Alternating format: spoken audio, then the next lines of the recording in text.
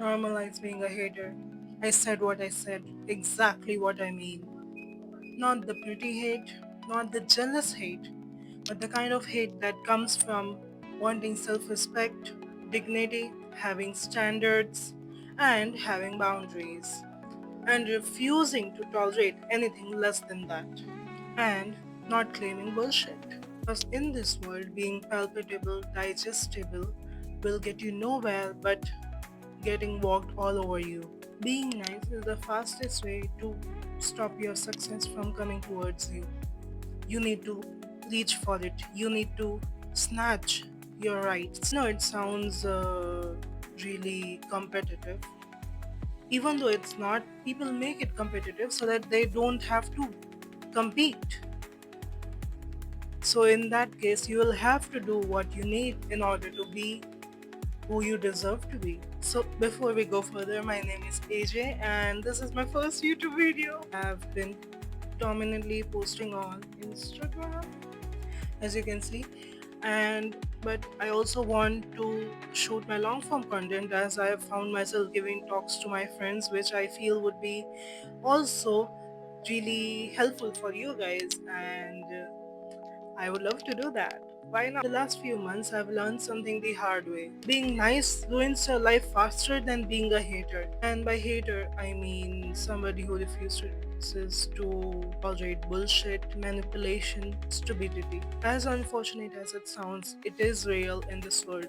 So let's talk about why you need to embrace yourself, your inner hater, for your sanity, survival, and success. Number one, the world loves agreeable people because they are easy to use. From family to society to workplace, agreeable people are treated like doormats or a therapist or emotional ATM, and to give you peace, support, empathy. What do you get? More expectations, more work, or need to be supportive. Why?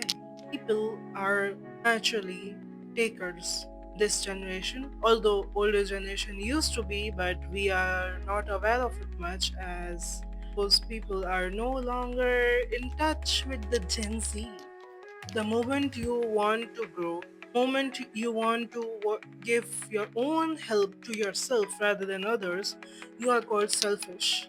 As an eldest daughter, I can say that I would be, if somebody in my family would want a kidney and I would give them one kidney of mine, then they'll still call me selfish for not giving the other one. It is exactly what happens in personal life of many people. If you used to be a good daughter or the quiet girl anymore, suddenly everyone panics. They were depending on my sacrifice to feel emotionally and mentally stable, balanced. My compliance was their comfort zone, which they no longer have. Number two, a hater is mostly confused by boundaries, kind of a villainizing way to treat somebody, condition them that they would agree to others and their opinions rather than their own perspective. If you say no, they hear attitude, demand respect, you difficult. If you demand equality, you are labeled as somebody who is protective, or somebody who cannot be the bigger person, which I think is a myth made by other people so that they can benefit from our goodwill till we are burnt out. Yes, I am a hater. I hate manipulation. I hate gaslighting. I hate emotional blackmail. I hate being blamed for other people's insecurities, being treated like a puppet. And if that makes me a hater, then I'm a proud hater. Nobody should be one. See, being a hater makes you smarter. Haters are angry, but no, haters are analytical.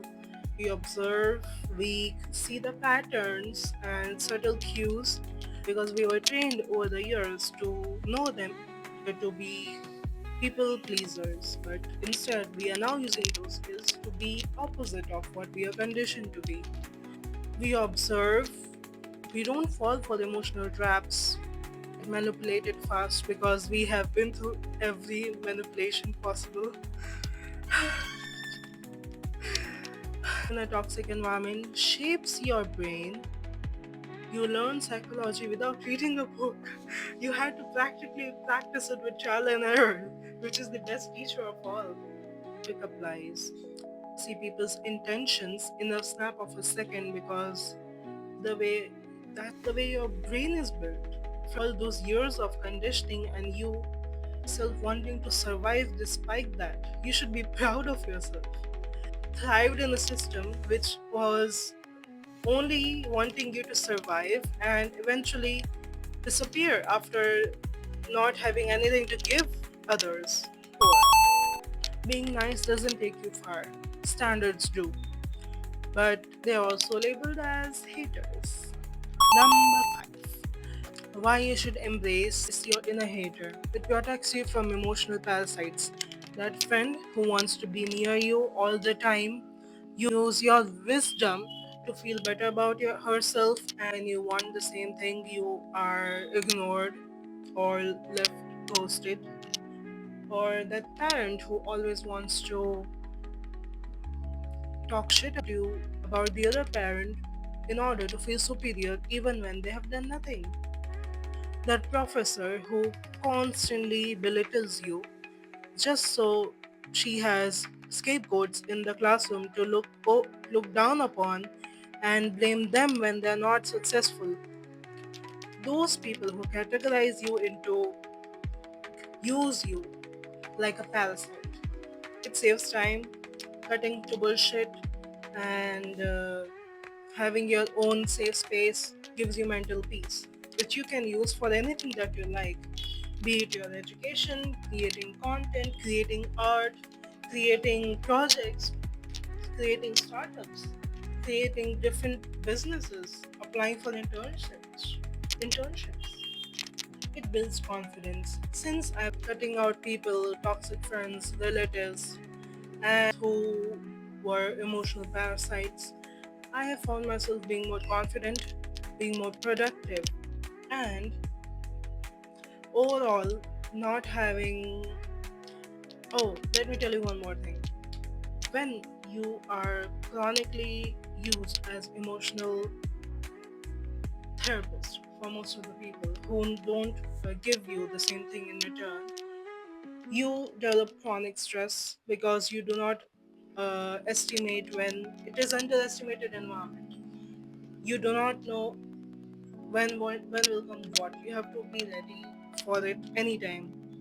So that is why you are always on edge. Your nervous system is in survival mode, which may, in my case, it led to me having hives on my stomach because of my chronic stress. But as soon as I went away from those people, it magically went away because it was simply the physical distance and their inability to reach towards me apart from social media, which I had in control.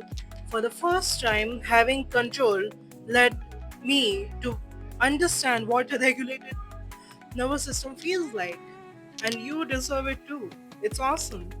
You are like a superhuman, which is a normal human for most of the people who are in healthy environments. It filters out fake people, which is obvious.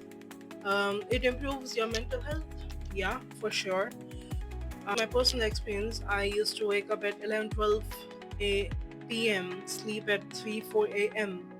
because of constant overthinking and wanting to just have my own peace. So I would lead to revenge, bad time, procrastination, and not sleep purposefully, even though I knew that it was bad for me. But since cutting off those people, my circadian rhythm has seemed to be more on the healthier side, sleeping at 9 or 10 a.m. and waking up at 6 a.m., which has improved my studies and my overall focus. It gives you control over your life. As basic as it sounds, it is not. Most of the people are not in control. Some are made to believe that they are in control, and some are purposefully not allowed to be in control or are intentionally derailed from their path. It also shows people when you set an example of not allowing yourself to be controlled, that people will know that you are somebody who is not to be messed with. When you set an example, even though as loud as it sounds, it will condition people to understand to not put you in places where they cannot handle the way you react. So that reaction is what will save you your time and your overall quality of life. So yeah, normalize being a hater, because in a world full of people who want to benefit from my softness without giving me the basic respect that I deserve, I'm gonna treat you the way you treat me. I'm gonna treat you like a mirror, and I'm gonna dress soft, but I'm not gonna be soft. I'm not here to please everyone. I'm here to say what people are too scared to say. If you like this video, subscribe and like this channel. And if you don't, if you want to know more about me or more content about study motivation, then you can follow me on Instagram. Love ya.